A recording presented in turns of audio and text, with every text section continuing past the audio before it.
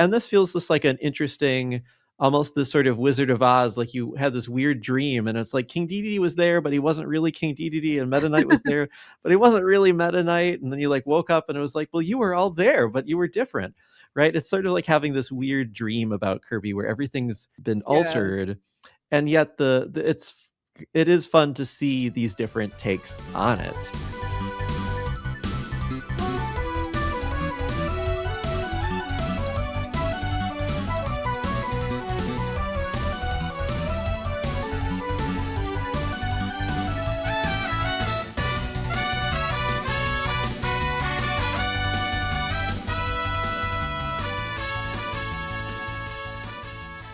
Hi, everyone. Welcome back to Kirby Conversations. I'm Sean Douglas. I'm a writer, podcaster, and teacher.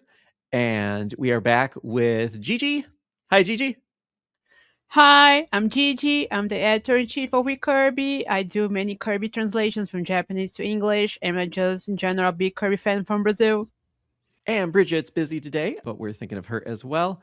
And just as a small update about the show, Kai, Captain Dangerous Parker, used to be a regular part of our panel. She's still a friend of the show. She's just not going to be officially part of our show anymore in the way that she was before. If people are as people probably noticed, she was pretty busy. She hadn't been able to make it to the last few episodes, and it just kind of made sense to say, okay, you can be a friend of the show. We're definitely still in touch with her. We're still friends with her, but just won't be a regular part of the show anymore. But we still have our core group of three here, and this episode is one that I think some people have been highly anticipating. We have heard from a handful of people about covering the Kirby anime, and this is one where we'll finally talk about the anime. I always figured we would get to it eventually. It was just an aspect of all the Kirby stuff that's out there that I just wasn't as familiar with. But I did give myself a bit of a crash course on the Kirby anime.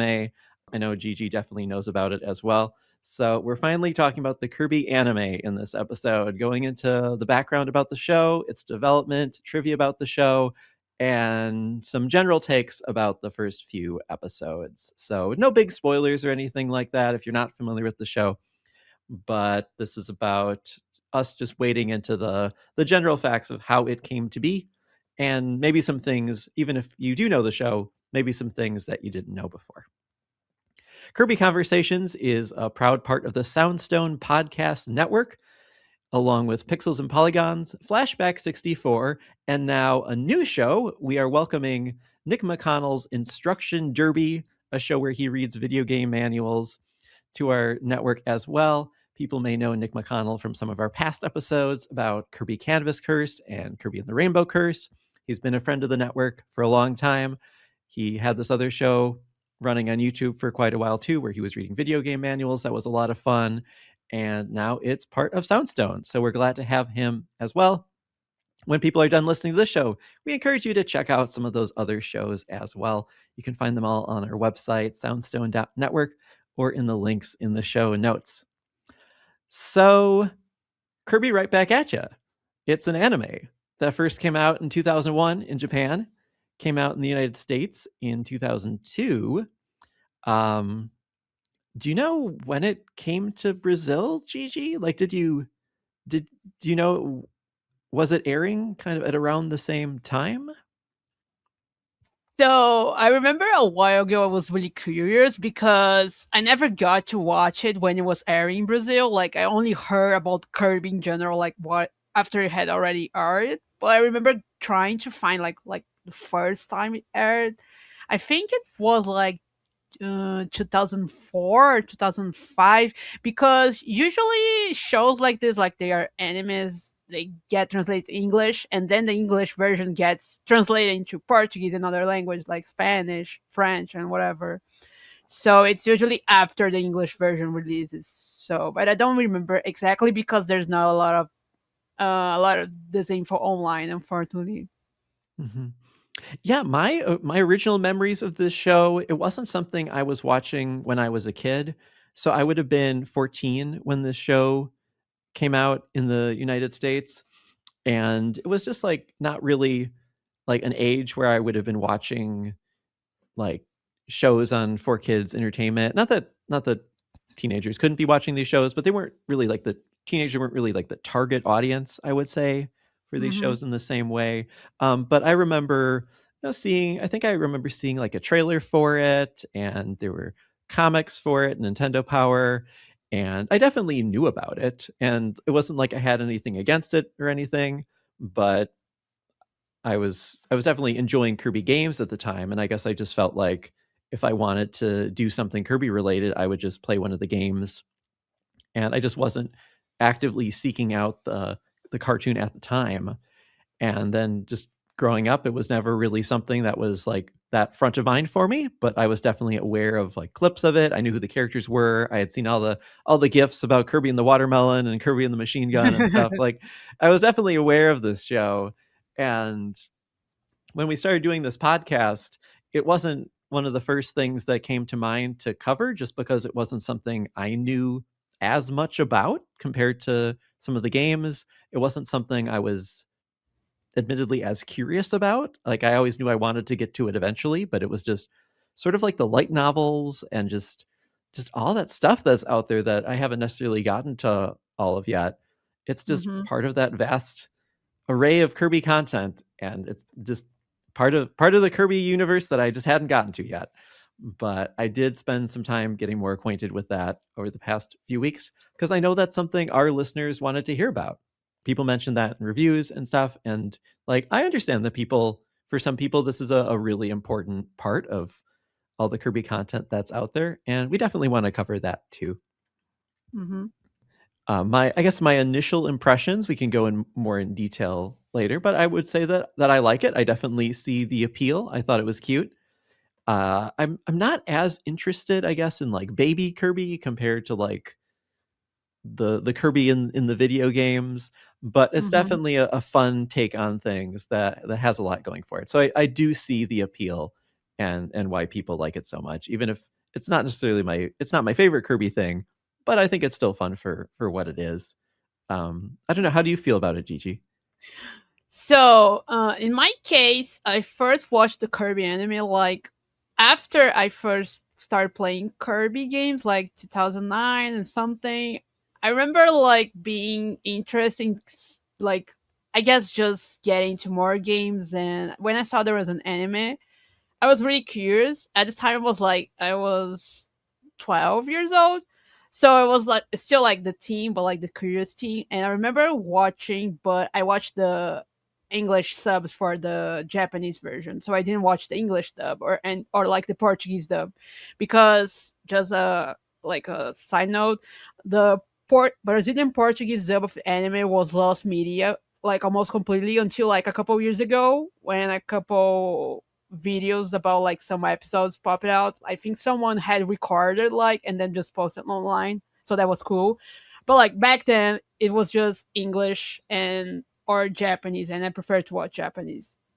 At the time, I actually liked it a lot because I think I just was a new fan that wanted like to just get all that Kirby content and watch it, play it. So I felt it was really nice. And I also pretty much liked mostly the Kirby battling. I wasn't a big fan of like the episodes that are more like daily life and stuff happens, because some episodes are more like just Kirby and some characters doing something, and then it's not much action. I like more the episodes that were more action, like battles, and there's maybe plot or something like that. And I did enjoy it back at the time. A couple years ago, I decided I wanted to go back to watch the anime a bit because I didn't remember much about it. I just remember like the gist of it for like with Kirby or people talking general, like so some of the clips that are always popping a lot, like Kirby with the watermelon, Kirby with the machine gun, or just like DD and Scargum doing something funny. Like people always repeat those gifs or something. But I want to like, okay, it has been like over 10 years. I want to see like how I feel about it. And I think how I felt was kind of how you felt, because I like it's not that I didn't like it. It's not like I love it either. It was just like it was a fun thing like to watch. I don't think it's something I will like watch many episodes in a row because I kind of get a bit bored like after a while. But it's also like not like a bad show. but I also feel like it's kind of like a thing of its own time. Like it happened back when, like, over 20 years ago, and it's really clear it happened like in a time Kirby was still new as a franchise. I feel not that's a bad thing, just like to mention that, but I feel like if there was a Kirby anime these days, mostly, or even like 10 years after it was airing, it would be different. I don't know. So I think it's like a time capsule of sorts, like of what Kirby was like in its initial years, like when it still like was 10 years old or something. I think the anime released around the time Kirby, the franchise, turned 10 years old. So like, and it's now almost 35. So that's crazy. So yeah, but again, you mentioned Kirby being like a baby of sort. Like, I will admit find it cute. I remember like when I was watching the anime the first time, I think I really liked the Kirby because he was really cute in the anime. I think that's still like a thing I think today. But I also realized this day is like game Kirby, because game Kirby for me is like he's a child, not a baby, but like he's doing like his own thing. But like anime Kirby's just like a baby that doesn't know like what he's doing, and other people have to tell him like, "Oh, go defeat the monster, do that." But Game Kirby knows how to do it, so I prefer Game Kirby. But I also understand why like anime Kirby's cute and all that. And we can talk about other characters if we want, but like that's my general like feelings. I just wanted to say like the my first impressions were many years ago, like over 10 years ago. So I wanted to touch on that, and then my recent ones right now, a couple of years ago when I was rewatching it. I still think it's fun. I think it has like its appeal, but it's not like my favorite thing of the franchise. Mhm.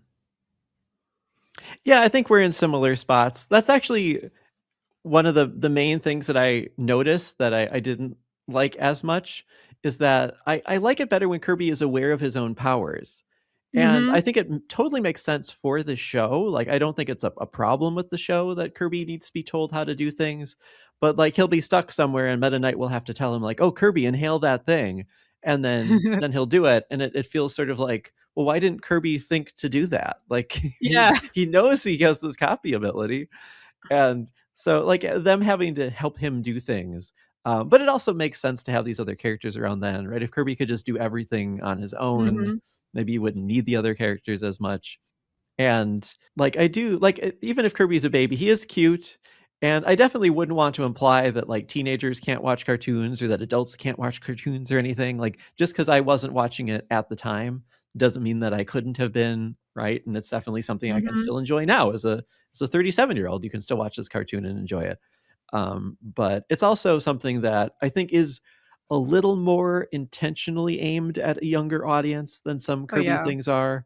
Like Kirby in general is meant to be for everyone, and he does have a reputation for his games skewing toward a younger audience, but there's usually a lot still in there for an adult to enjoy as well. And this felt like something that, well, there was definitely like plenty of things to enjoy, like the quality of the animation and the humor and the fact that the characters are just cute, charming characters. Like that was still something I could enjoy as an adult, but it definitely followed a certain formula. It was definitely maybe aimed at some younger sensibilities at certain times, which it didn't Mm-hmm. turn me off. It just also wasn't necessarily like extending its hand to me to bring me in the same way that it was maybe doing that for a younger person. Yeah, I can totally see that. And one thing I did want to mention that we can probably talk about as well. You watched the English dub, right? Yeah. Because that's interesting thing, because the English dub was for by 4Kids, and I think people do know 4Kids, but 4Kids is known for like changing a lot of the original like dialogue and just like changing stuff to not show like Japanese things to the kids, stuff like that. And one thing I have discussed with people in the past is that like the tone of the anime changes a bit depending if you're watching the English dub or the Japanese one. Like it's not completely different. I'm not saying that, but I realized that the English dub was more like I don't know what's the best word. It was more like not childish, but like the dialogue was more like a bit more kid something like kid for kids, Sort of while the kid Japan friendly. yeah, kid friendly or I don't know, like it's more like funny. And not that the Japanese one isn't as funny, but like the Japanese one is a bit more like the tone is a bit more a bit serious at times. It still like has its jokes. It's still like it's for kids, but like that's something I also realized when talking with the anime with people. Like if they're more familiar with the English dub, they usually feel the show is more like childish and something. Not saying that your opinion is wrong, but like I just noticed that while you're saying that. And like the Japanese dub, uh, it's not a dub, but like the Japanese version is more like it has some reference to like popular culture in Japan, but like I know English also has that, but like I'm not sure if I was explaining like well, but that's something also I noticed about the anime because of the English dub being so different from the Japanese one. Also, the music in the Japanese one is completely different from the English one. So, like the music from Kirby Air Ride and the Kirby Air Riders, a lot is from the Japanese version of the anime. I'm not sure if people know that. And then the English dub is completely different. And music also changes a lot how you perceive something, I feel. So, it's like you're watching the same show, but not really. I know very few about like the English dub, but the few I watched about it, I almost felt I was watching a different show, which is crazy to think about. But yeah, I just want to say that because that's also something interesting I've realized with other people. Yeah, I know what you're saying because it was censored in certain ways, Mm-hmm. and like maybe just a little bit of the edge was taken out. At the same time, I wouldn't really consider the show childish. Like I wouldn't want to make it seem like Yeah. that was my take because like I actually kind of appreciated that it did go to some interesting dark places. Mm-hmm. Had some sort of, edges and corners to it and stuff like that. But it was just sort of like who it felt like it was like Oh most yeah. targeting, right? Um and it is just sort of funny to read about ways in which it has been censored, where like Mm-hmm. there's a town bar, I guess, but like those scenes are like a lot of those scenes are Yeah. taken out. Like I didn't realize there was a town bar because I think like a lot of those things just weren't there. King Dedede's tank is a different color. Like it doesn't have like it Yes. doesn't look as like military. It looks more kind of cartoony, which I actually think kind of works. Like I think Mm-hmm. that's sort of a actually maybe sort of a fun reinterpretation. But just other things where there's like violence taken out, like the scene with Kirby and the machine gun, I think is taken out. Some of the Yes. things where characters are getting hurt.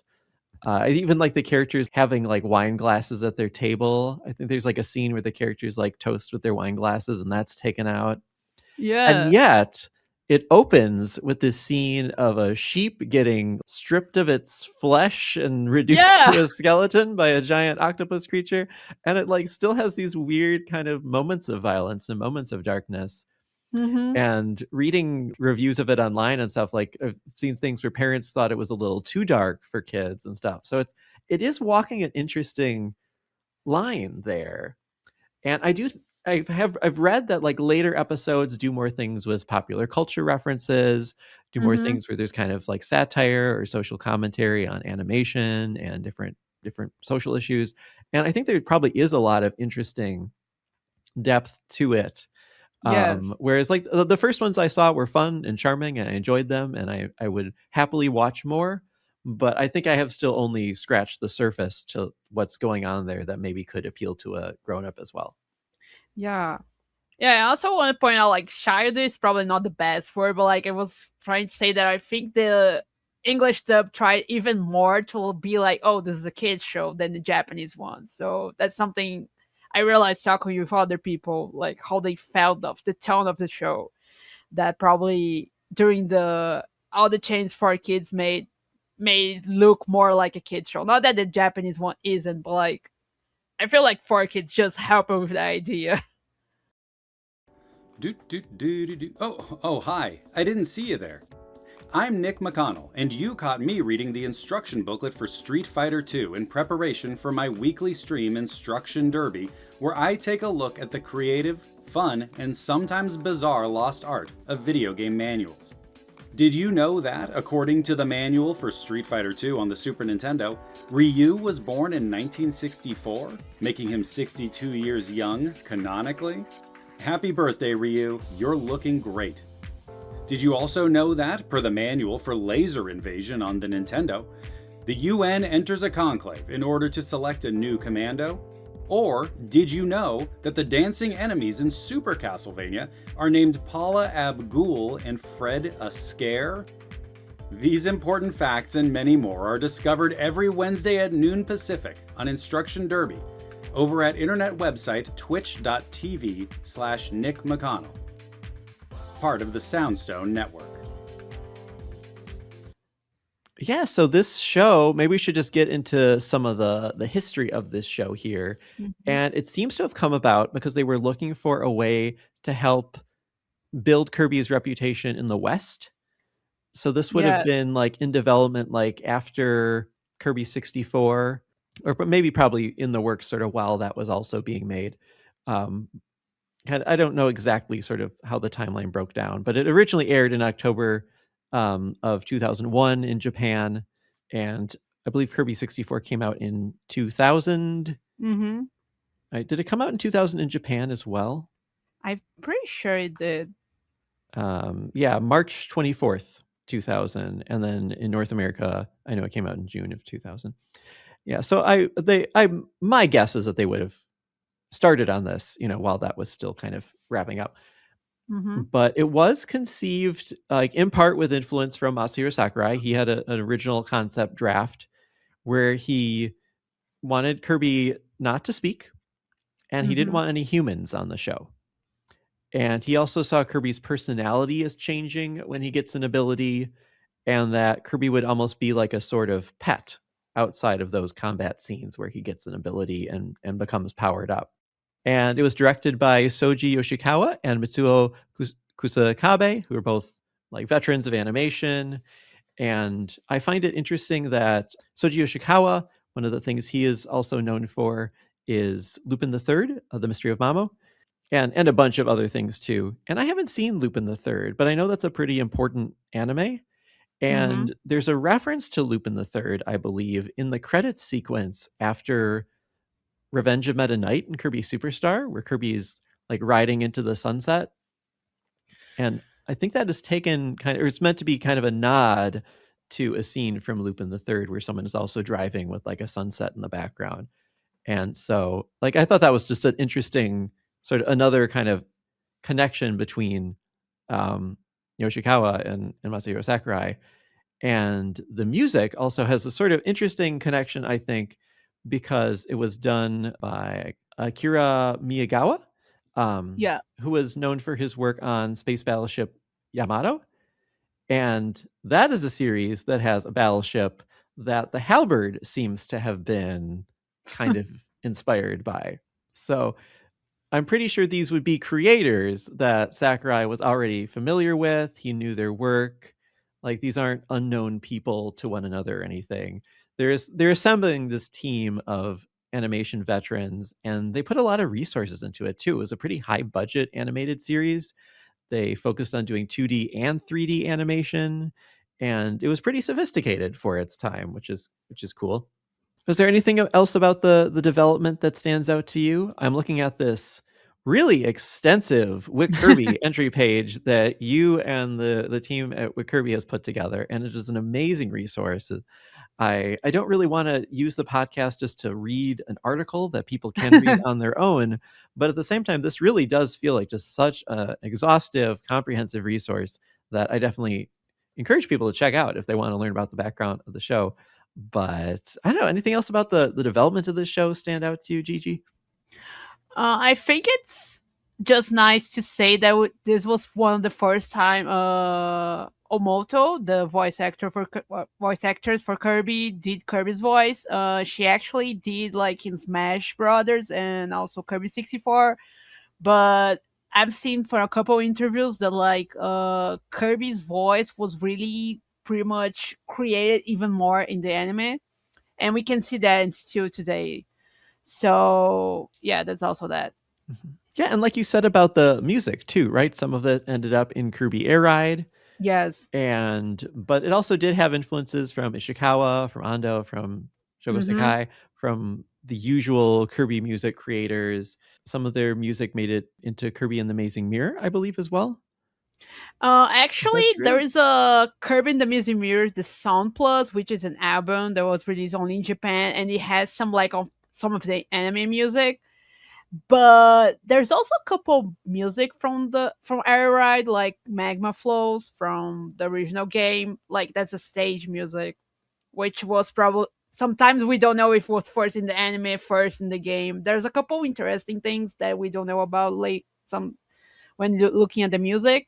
Uh, and about the music specifically, this is about just to remind people, this is about just of the Japanese version of the show because the English dub replaced all the music with original scores. So there's in the Japanese version, there's even like some remixes of Kirby music. Like there is I think there was Green Greens, there is like Candy Mountain and a couple other songs, like iconic songs.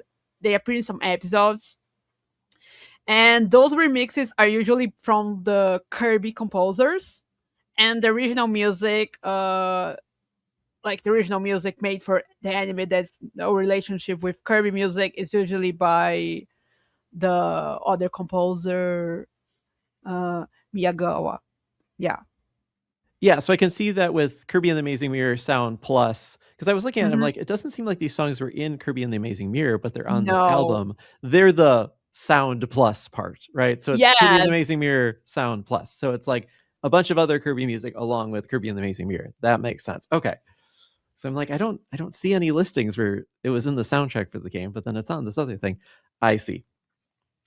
There's actually not two other games that have like we mentioned Air Ride and Air Riders, but we also have Kirby Mass Attack and Rainbow Curse that have anime music as well.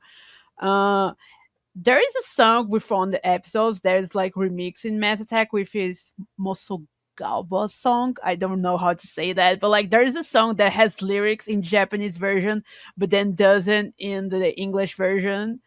And I'm trying to find like exactly which music it was that was in Mass Attack because it's really crazy when you realize that like there is a song made specifically for one episode of the anime that later gets remixed for like Kirby Mass Attack of all games, and then it's also again in Rainbow Curse. That must have been a fun surprise for people who would have been familiar with the anime Yes. playing those games at the time, being like, "Oh, it's the Mosagaba song" or something, right? Like Yeah. an unexpected moment of like, "I recognize this song from the anime." So in Mass Attack, it's actually two remixes. It's Desert Scorcher and Lift It Upward. It's the two songs that are remixes of that song. And in Rainbow Curse, it's in More Dig and Dash, and there's also Evade and Dig and Dash. They're all the same song from the anime. And they're just got remixes in games like that have nothing to do with the original version, but why not use the music if it's fun? Yeah, yeah. I mean, I liked a lot of the ones that they did. I mean, like, I'm glad Checker Knights made it into another game and stuff Hmm. like that. There's a lot of really good music that was composed for this that I'm glad made its way into the games too. Because like, why not, right? Yeah. And there's also like I'm trying to remember like but it's an air ride song, but the music for like Drag Race, Hmm. it was used in the anime like in the climax of the show. So like I sometimes connect the two because I've watched the Japanese version and it's really cool. I really like that we have music and it was used like in air ride, and I think that one specifically even appeared like in later games, like was reused again because I think they should do that. It's a cool music. It was just for anime, and then they put it in games, and they should continue doing that. It's really nice. Hmm. I also think it's interesting that this was one of the first projects that came out of Warp Star Incorporated, which was the Oh yeah, long-running company that was like HAL and Nintendo's partnership was like through Warp Star Incorporated, and that got restructured last year actually into yeah, Nintendo Stars Incorporated. Yeah, and I have been curious if that means anything for Kirby or if it's just more like, oh, Nintendo wants that for more like Nintendo in general. But it would be fun if you got a new Kirby anime, maybe, but I don't know. Yeah, it is a little surprising that the anime was as successful as it was, right? It got Mm-hmm. 101 episodes, Yes. and like it like I think Kirby 3D is a very interesting one, right? The sort of Yes. special one that came out a few years later. That we could almost talk about as a sort of separate episode because it like there were really interesting things going on where you could like watch it on like the Wii, right? Like and Yeah. there's like they did some really interesting things back in 2008 with that one. And I did watch that too, and I thought the animation was pretty cool in it, even if it's not very long or anything like that. But it's a very cool little short Kirby film. Mm-hmm. But like that's there, and then I believe there were there other ways to watch the anime, like the regular episodes of the anime? I thought it like there were ways to watch the anime on some of the consoles. Yes. Channel, channel something. Wait. Oh, I think it's Kirby TV channel. Yeah, Kirby TV channel. Actually, so there was a Kirby TV channel, but like I think it was only Europe and Australia. But there was like a Wii channel with like specific for Kirby episodes, and other ways to watch the anime were Dream Collection. Dream Collection had 3 episodes from the anime in it. And I know in the United States there were a couple DVDs, but I'm not familiar with them. I just know there were a couple of them. But yeah. I do remember sometimes like movies would come out on like the DS or whatever, like or whatever it was. Like sometimes you'd get something where it's like you can watch this movie on your Game Boy Advance or something. I wonder if I can think of any or find any like good examples of that. Just like the weird media distribution that happened. Oh yeah, Game Boy Advance video. Oh wow. So you could watch Shrek and Shrek 2. So you could watch Shark Tale, you could watch Shrek, you could watch Shrek 2, you could watch Shrek and Shark Tale, 2 movies in one, and you could watch Shrek and Shrek 2, 2 movies in one. so That's incredible. I love that. so if you wanted to watch Shrek movies and all you had was a Game Boy Advance, but it's kind of just fun as a novelty thing. And there Yeah. were a bunch of different like cartoons that released on Game Boy Advance video as well. And so they had things like this for various consoles. Mhm. Um, yeah, so maybe at some point for this show we need to watch Shrek on Game Boy Advance and give our takes on that. Oh my goodness. But yeah, lots of cool experimentation. And I feel like that's something that Kirby is just really good at. Is I think that a lot of times the Kirby series does come back to really interesting, innovative experiments that Nintendo's trying. He's so often at the center of these interesting technological innovations or experiments. And this feels like another example of that, where he found his way into these other distribution systems. The series was covered with through Nintendo Online, like many other things at the time, where Nintendo Online was a new emerging way that Nintendo could get information to Mhm. people.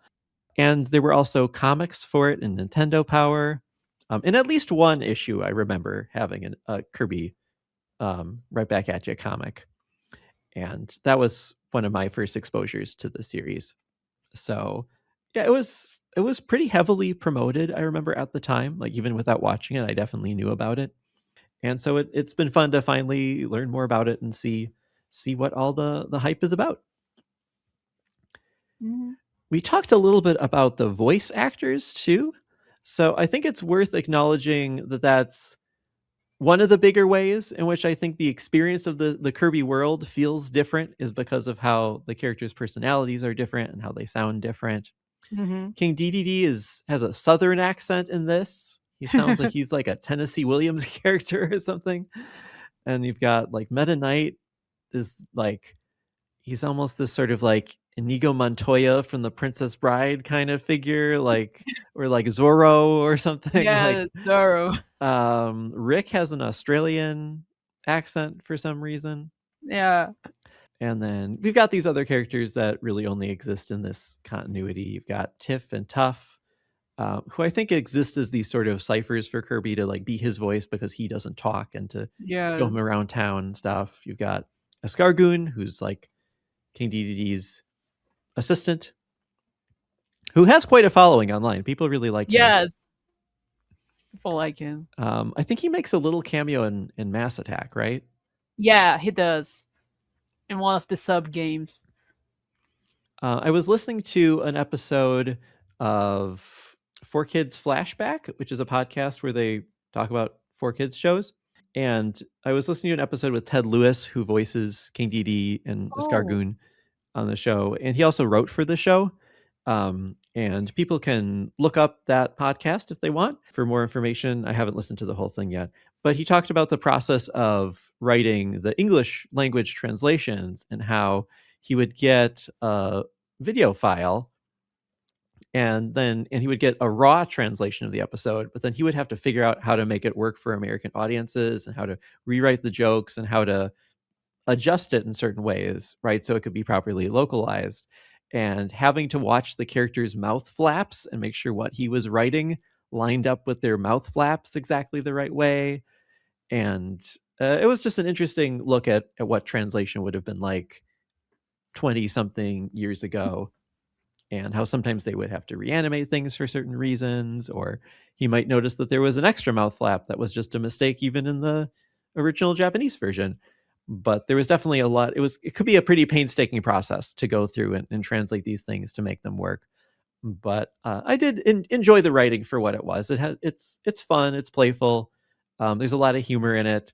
I think the characters' personalities are entertaining, even if it definitely feels like a very different universe than the normal Kirby universe.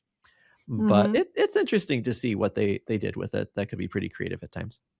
Yeah, I think it's funny to see like some characters like you mentioned Rick. Rick, like in the games, is like Kirby's friend, something, and then he's just like some stranger to Kirby and appears a couple episodes. And Nightmare is like the main big bad. It's not a spoiler. He's like in the first two episodes, but like and he has like a bunch of monsters, but then in the games he's just like the Nightmare guy. And also in English he has a different name from Nightmare, right? I don't remember exactly what it was. I remember they changed like some names, like Lolo and La La La also appear in the anime, but they are like Fololo and Falala for some reason.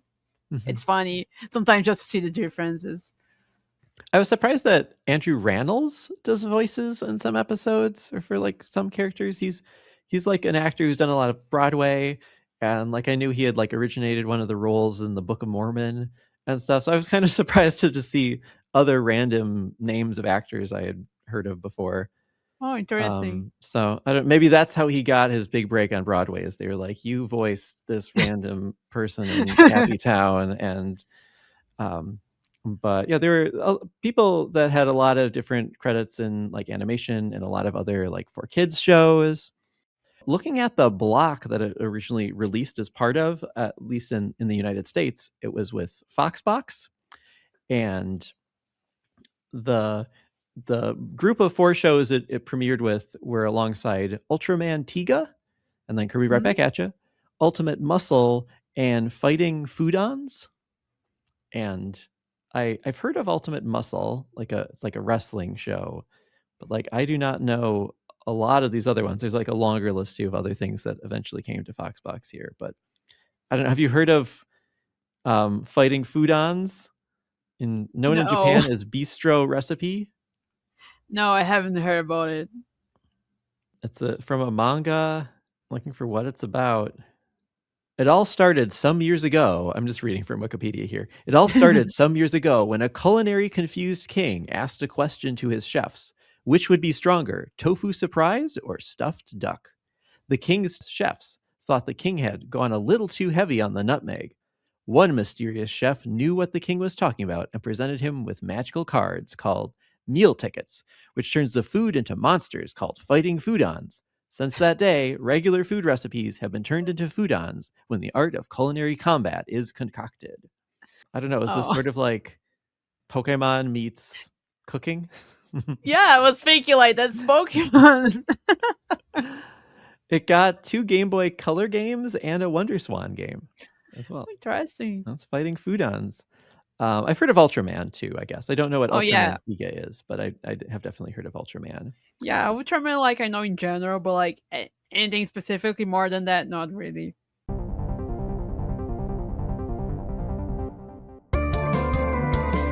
Hey everyone, my name's Darren Hupke. I'm a writer, publisher, and podcaster. My podcast is called Pixels and Polygons. Each week I sit down with a guest and ask one simple video game question. It's a random topic each week and it leads to a fun conversation. You can find it on your favorite podcast platform every Friday, and you can read more about it at pixelsandpolygons.net.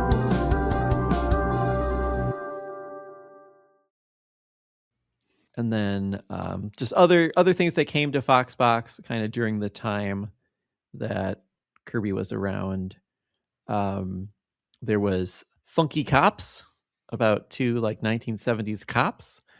There was Sonic X, Sonic Show. There's a Teenage Mutant Ninja Turtles show. There was F-Zero GP Legend, which is something that I've been meaning to watch at some point, like an F-Zero anime that didn't last like that long, but was interesting that it existed. One Piece. So various things were in the mix. But yeah, I don't know. Maybe for some people this is all very nostalgic. It's not something I was following, but perhaps if you're listening to this, you're like, oh, I remember those shows. If you were someone who was like really with Kirby right back at you right from the beginning, and this is like a big part of your childhood, and you have a lot of nostalgia for this, please reach out to us. Send us an email. Let us know what it was like watching this show at the time. I'd be really curious to hear about it and what you thought about it back then, and maybe what you think about it now, looking back on it as an adult. But I realize that I don't want to talk too much about these things as if they're sort of like odd novelties or something like that. That's not the tone that I mean to approach this with. If this was something that was like super meaningful to you, like I hope it doesn't sound like I'm diminishing that in any way. These are just things that are newer to me in some cases. But yeah, that's the block that it originally aired as a part of. So on this show, Kirby is, like we said, we're kind of like a baby Kirby.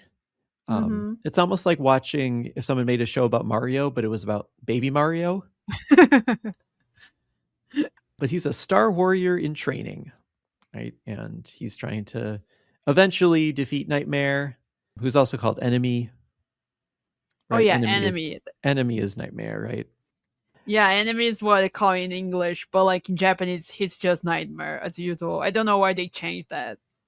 And the episodes follow pretty familiar, I think, sort of Monster of the Week kind of style format where King Dedede is trying to defeat Kirby and he keeps ordering monsters, which I think is a very funny premise. But he orders monsters like online basically to try to take down Kirby. So he'll order some new creature and they have to figure out what to do with him. And eventually Kirby like copies an ability and takes him down. He orders these things from Nightmare Enterprises, right? Yes. And there's this salesman who he talks to on this screen. And there's also just stuff going on in Cappy Town. Kabu is this like idol and all-knowing future-seeing deity that they can consult for things. And gradually the lore gets more and more complicated. And I actually don't really know all the details. That awaits me in future episodes. But I did watch the first 2, and that seemed to be what was going on there. It's Kirby fighting the big octopus creature who is called Octocon. And in the second episode, you get Blocky, who's like the mini boss that people would be familiar with too.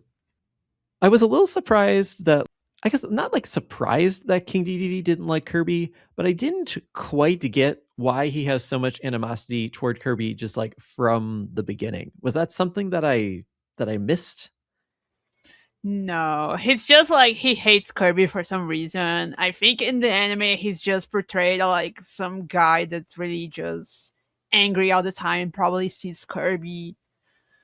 Like he's jealous maybe, like Kirby appeared and everyone like he's like, no, I'm the king, you have to pay attention to me. I don't think they really ever explain it. It's just like, yeah, Dindy hates Kirby in the anime and you have to accept it. I don't know why. Who knows what's in the heart of King Dedede? Yeah, who knows? Some deep unresolved things. But that's the basic premise, is that you got King Dedede ordering these monsters and Kirby taking them down, along with various like comic relief stuff going on and banter between the different characters. I don't know, any big takeaways from those first 2 episodes? I know you said you had rewatched like the first few again Mhm. recently. Yeah. Honestly, I don't want to spoil too much. To be fair, I don't think like it's nothing like Kirby lore in the games these days. But there is a lot of they had some ideas going on. A couple interesting stuff happens. There are a couple episodes that are more like I guess story focused because like Meta Knight is also some guy that knows a lot and like trains Kirby and like guides him as well. So that's interesting too. In the first episodes, they start like they introduce Kirby. They like started going, okay, that's the format of the episodes. You have DDD ordering the monsters, and Kirby defeats them, and then sometimes you get a bit like of story, and sometimes they focus on some side characters, like they have the Cappies, but like there's a couple. Like a couple Cappies, so maybe there's an episode focused on one Cappy doing something, and then DDD appears and messes up, and then Kirby has to defeat the monster. So a lot of them end with Kirby defeating a monster, not all of them. And they kind of try to like build up to a story, like a plot in the background. But because of the nature of the show, and also something I was looking a couple years ago for Kirby, because I also got curious, there were a couple writers for the show, and you can kind of realize that some of them were trying to do like maybe more like a Kirby daily life thing. Maybe it's more relaxed. A couple were more like a, like writing some episodes that are more like episodic, and there's more like story, and maybe they have connections with each other. But it's a cartoon that's serialized, and it does have like an ending. Like the last episodes do end like the show. That is their ending. But like what I'm trying to say is like in between the episodes they can like have character development. For example, for DD. DD continues being the guy that hates Kirby. Even if they try maybe in some episodes show that maybe DD has a kind of side. In the next episode it's maybe something else going on, so they just go he just goes back to what he was from the beginning. So yeah, it's like 100 episodes like that. A couple have more like story going on. Some are just like they're just for fun. There's no like story going on. It's just like it's cute, or sometimes it's there's some funny stuff going on, or maybe it's wholesome. Maybe they got like a side character and focus a lot on them, and then like tell their story, like life story or something. There's like a lot of everything, like you mentioned. There are a couple like parodies, and like sometimes some episodes are just like a big reference to like something else. I'm not going to tell like specifics because I think it's fun like to realize, oh, I think this episode's referencing this media.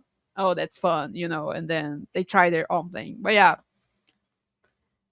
And again, Kirby does learn a bit in the like as it goes, but like DD, he doesn't like learn forever because of the nature of the episodes. But one thing I like in the Japanese version that unfortunately wasn't the English dub is that in the later episodes, Kirby starts like to say more than Poyo, because Poyo is from the anime. If people don't know, like Kirby saying Poyo is from the anime. But in the English version, he says way more Poyo than he does in Japanese. Because in Japanese, he does say some other words, like he says suika, which is watermelon, for example, when he sees a watermelon. Or he's like attacking an enemy and then he shouts like sword beam. And like, it's like the attack he's using or something. So, but then in English, it's just like Poyo, Poyo, Poyo, Poyo. And I think that's not as fun.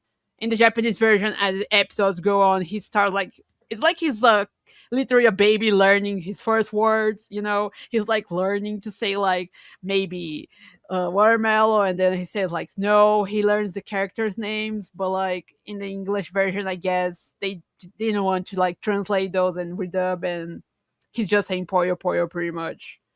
And I wish they had that in the English version, but yeah. Yeah, I should try to watch the Japanese version too and compare the two. It's Because fun. I do feel like I'm getting a little bit of a just a slightly condensed version of what it really is by watching the English language version, or just knowing hmm that scenes have been cut or things have been changed does make me just wonder what I'm missing out on. Yeah, honestly, from what I know, again, I'm not too familiar with the English stuff. From what I know, like there's nothing like important they cut, like like you mentioned, like there's like some wine and maybe a gun, violence. Sometimes there are a couple like Japanese, or they try like to write something Japanese, and then they in the English dub they just remove completely the text or something. And I would say I do prefer. I can like honestly, that's my opinion, but like I prefer the Japanese version mostly for the music. Also because I really much prefer the music, and it's fun to like maybe notice a music, for like the era, and maybe or maybe you realize, oh, that's like Green Greens, oh, that's Gourmet Race or something like that. I don't remember exactly.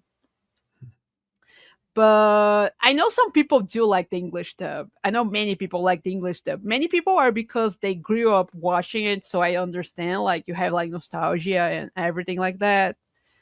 But I also think the dub does have its charm. It's not personally my thing. I also think it's because English is not my first language, so I know people like the southern accent for like the AD and maybe like how Meta Knight talks like Zoro, but for me it's like I don't know. It's not my first language. Maybe I just don't find that as fun. But people like that, and I think that's if you like that, that's fair. But like personally, for me, who's I just prefer like watching the Japanese version, also because it's also the original one. I did try to watch the Portuguese one. There are like half of the episode preserved, but it's based on the English dub. So like the music is the same as the English dub. The dialogue they change is pretty much translated from English. So I could notice like some differences, and I didn't like it that much. Maybe if I had watched it when it was airing here, like many years ago, I would have liked it more. Yeah, I just personally prefer the Japanese, but honestly, if you like the English dub, like I'm not sure how you feel about it right now. If you want to continue, I don't think you're losing too much. I think honestly you're losing more the music, like I mentioned, and personally for me, like how Kirby saying more cute things, maybe more than just Boyo. That's something I like. Yeah, I think that I'm trying to be very positive about it by talking about its merits. But I guess personally, it's like there is a little bit of like a hashtag not my King DDD sort of feeling that I have Yeah, no, about it, I where feel that. Yeah. it's like I think that I have like no issue with that as like a creative take on the character, right? But it's a little bit like the Chris Pratt Mario or something, where it's like this is like an interesting reinterpretation, but it just doesn't quite feel like it's not really the one that I feel like is my favorite version of that character. hmm I like the one from the video games. The Yes. one who's Uh-huh. Kirby's kind of begrudging but friendly rival who is Yes. actually his friend, and like that character that's been built up over decades and to be who he is.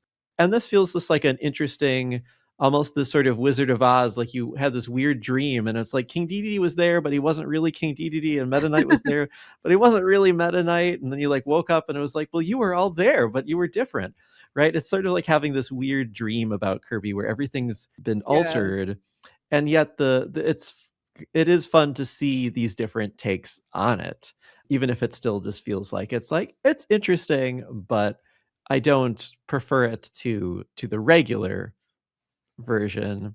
But I also think there's definitely room for things to be creatively played with and reimagined.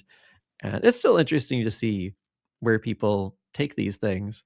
But yeah, I don't know that I would feel like I was really missing out. No offense to the people who put all the work into doing the voices or anything like that. But if it's not showing every scene and taking some things out, and I think I would be willing to, I'm happy to watch things with subtitles, if it means I'm hmm getting a more complete experience perhaps.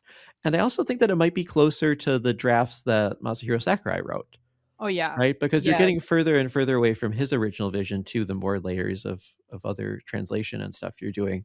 So I think both are interesting, right? Like both Hmm. both versions can be in dialogue with each other. That's just Yeah. part of how we engage with certain work is in translation, and it's kind of the way I've been, regularly interacting with Kirby stuff, right? Like I'm not normally reading it in Japanese. I'm normally Yeah. engaging with Kirby in translation.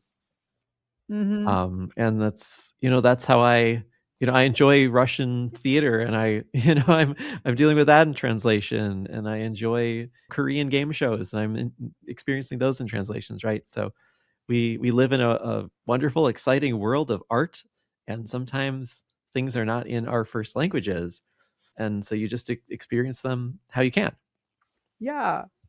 Yeah, it's funny because like I mean, English is not my first language, so I especially like cartoons and even like animated movies, like the Mario movie, for example. You mentioned like I didn't watch it in English. I watch it in Portuguese, and sometimes I do go back and see like a couple of the English things like in English, but sometimes I just want to watch in Portuguese because sometimes I just like it's easier, like you're watching something with subtitles maybe, and then you have to like read everything. Sometimes I just want to like, I don't know, relax a bit and just like listening to the dub, and it's easier for you to understand or something.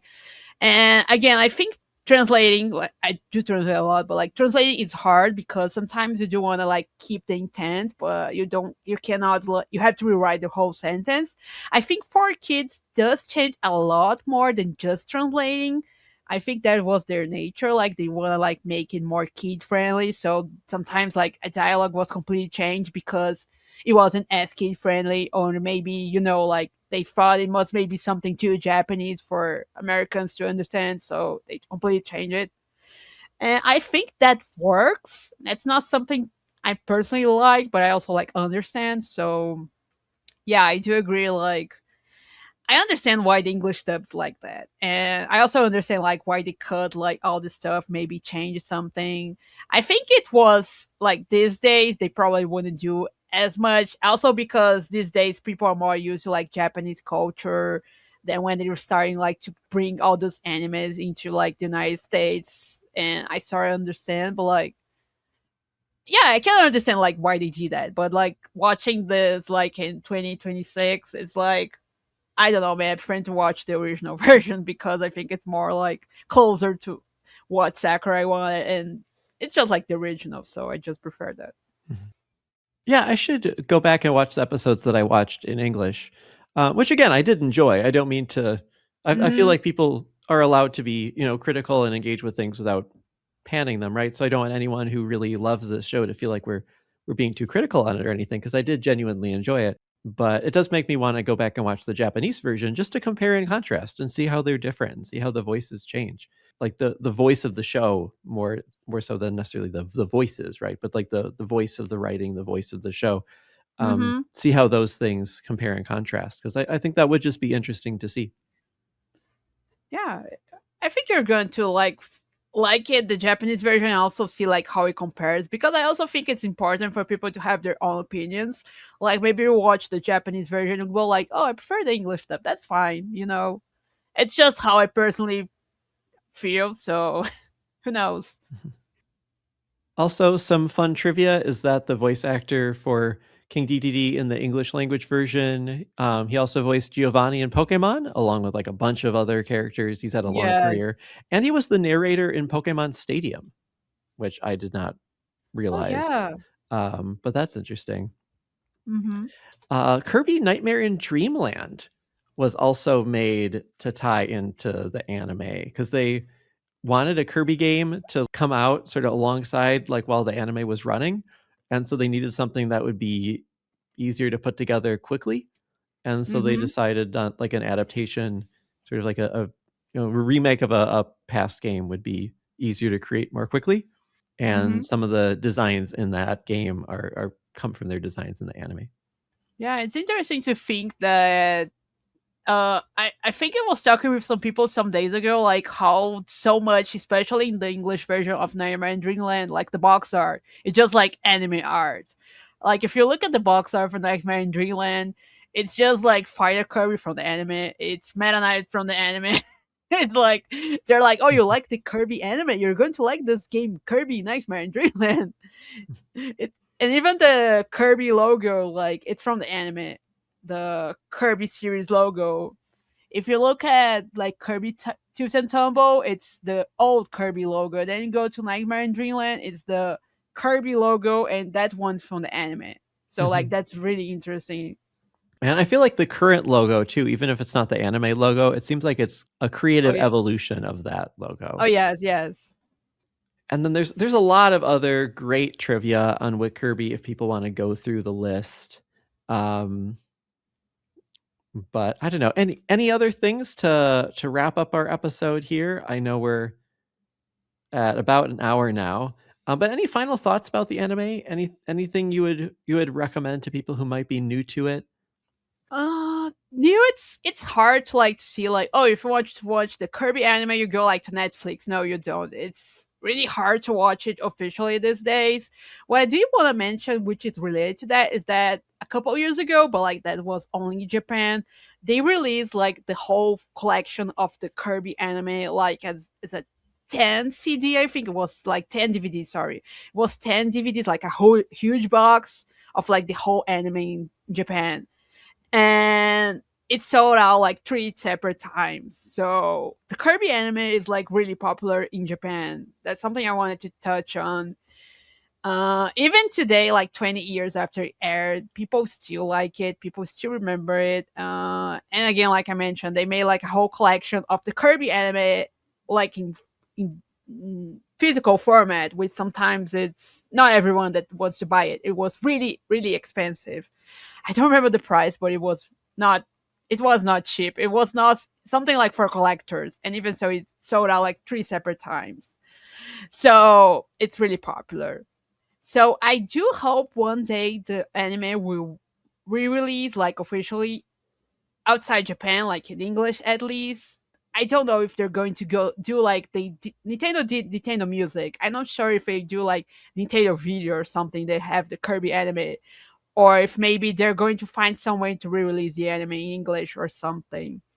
But I think it would be really cool because right now, if you want to watch the Kirby anime officially, it's really, really hard. You have some DVDs, like I mentioned before, but like they're super rare and they're not episodes. So usually, some people do have like TV recordings of the episodes, but even then, they're sometimes not high quality and stuff like that. So if they could re-release the anime in Japanese in full, like in HD remaster even, maybe they could do that with English at least. I don't know. I just hope like it's more accessible because like I mentioned, I'm not like the biggest fan of the anime, but I think it's a fun thing. And I also think it's a good way to get people into Kirby. I know many people who watch the anime and then start playing Kirby games because of the anime. Like they were watching as a kid, or maybe they heard it on like TV. And they were like, oh, they watched the anime and were like, oh, that's the game like from Kirby from the anime. I guess I'm going to get it. And then they became Kirby fans. So I think it's a really I think it's a cool way to introduce people to Kirby, even if you have some things like Diddy and like it's not the same. Like characters like Tiff and Tough are not in the games, but I don't know. I just wish the anime was more accessible, like officially, because I still think it's fun and more people I think should watch it if they haven't. Yeah, well, you're saying it's hard to come across, but just looking at eBay, you can clearly get the Kirby Right Back At Ya collection DVD box set Nintendo 4Kids Anime Funimation collection for $320. So Ooh. yeah, some of these are pretty pricey. Some are not as pricey, but there's like merchandise related to the anime and stuff that gets Mhm. into like hundreds of dollars. Some of the DVD collections and stuff are in the hundreds of dollars. So yeah, it's difficult to watch it through some of the regular channels. Mhm. But if people want to find it, they can. It's out there. And I am surprised at how popular it was. And maybe this is my own naivete, but I did not realize how popular it was before I started making this show. Like I knew people were into it, but just the degree to which people really felt like it was really critical. If we were going to cover Kirby, we had to talk about the anime. That was a little surprising to me, but it's good to know. And I do want people to know that we have heard them, and we're definitely gonna talk about the anime. Not in every episode or anything like that, but like we'll come back to this because I definitely think that it is worth covering and is worth continuing to explore as a interesting part of Kirby history, even if it was something that did run a long time ago now. Yeah, for sure. So I think it did its job, probably, right? But part of the Oh, reason they yes. made this series is they wanted to bring more people into Kirby who weren't already Kirby fans, and it's still doing that almost a quarter of a century later. So that's interesting and a sign that like putting both the monetary resources, but also like the talent and the care into it that they did, created a product that people are still enjoying many years later. Mm-hmm.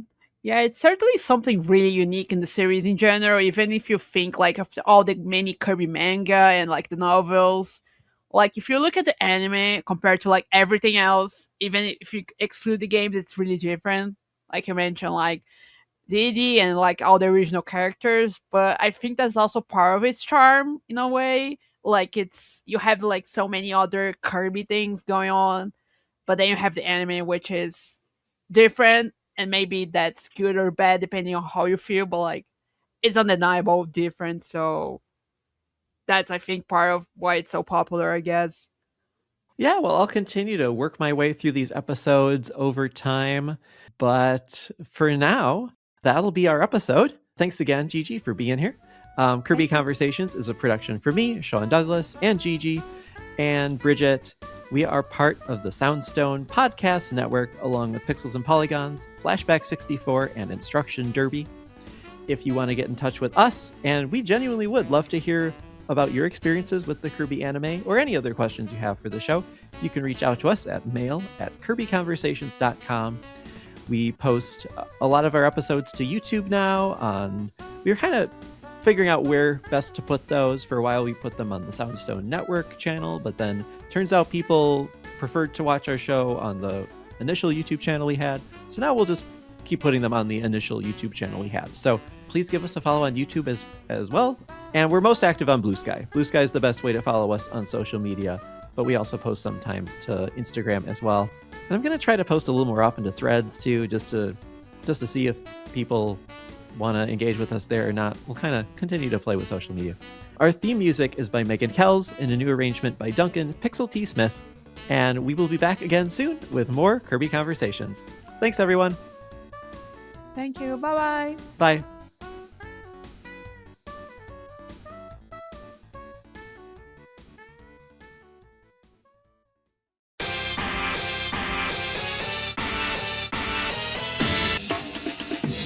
Listen to Flashback 64, the chronological Nintendo 64 podcast. Hosts Gooey, McKenna, and friends flashback to the 90s and early 2000s with a look at the Nintendo 64's catalog and its contemporary cultural and historical context. Starting with the console's launch titles and proceeding in release order, we discuss classics like GoldenEye, Super Mario 64, and Star Fox 64, as well as some not-so-beloved games, lesser-known titles, and everything in between. Along with game-specific deep dives, we also cover other bits of pop culture from the time, like films, music, and more. Subscribe wherever you get your podcasts.